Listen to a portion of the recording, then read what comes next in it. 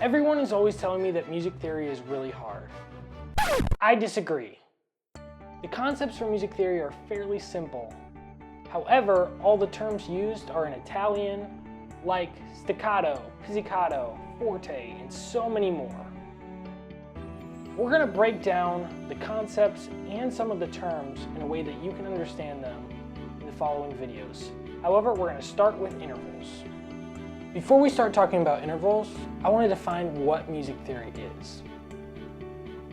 I define music theory as the practice of naming sounds in order to recreate them later. And by sounds, I mean notes or pitches. So that's a sound.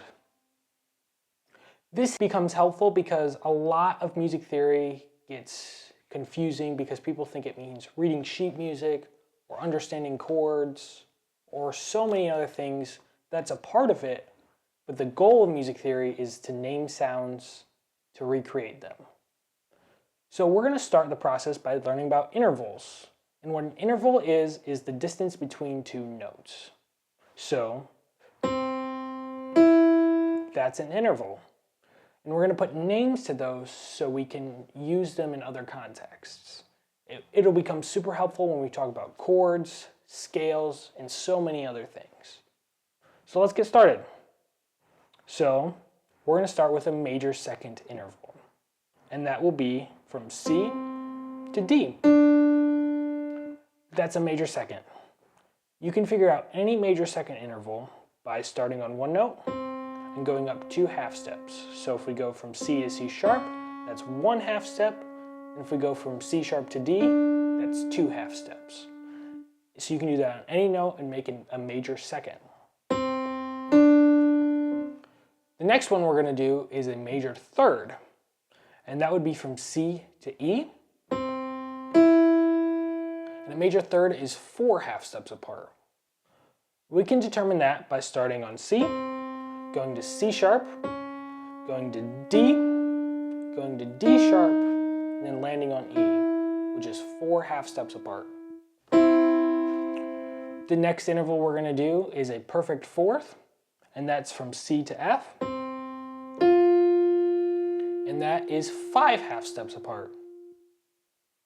We're going to then do a perfect fifth, which is 7 half steps apart, and that's C to G. We're then going to do a major sixth, which is 9 half steps apart, which would be C to A. We're then going to do a major seventh, which is 11 half steps apart, which would be C to B. Like I said earlier, this process works on any note. So we're going to do a couple not starting on C. So let's start on E. And we're going to do a major third. If you know what note it is, go take a second and try to figure it out. But here's the process if you don't get it.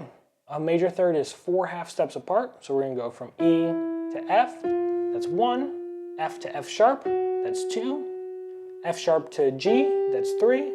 And then G sharp to G to G sharp, which is 4. And that would be a major third. The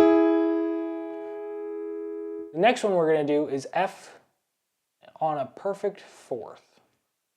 So a perfect fourth is 5 half steps apart. You can take a second to try and figure it out. If you didn't figure it out, we're going to do F to F sharp, that's 1. F sharp to G, that's 2.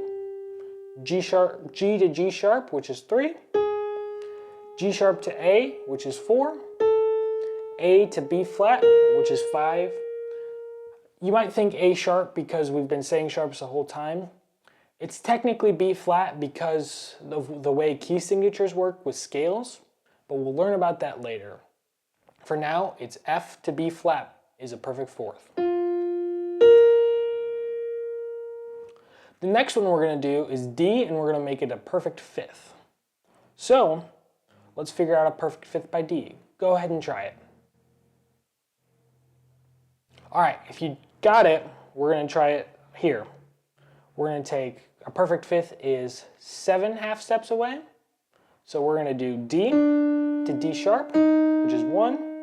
D sharp to E, which is 2. E to F, which is 3. F to F sharp, which is 4, F sharp to G, which is 5, G to G sharp, which is 6, and then G sharp to A, which is 7. If that helped you understand intervals, that's great. And if you have any questions, please leave them in the comments. If not, please like and subscribe.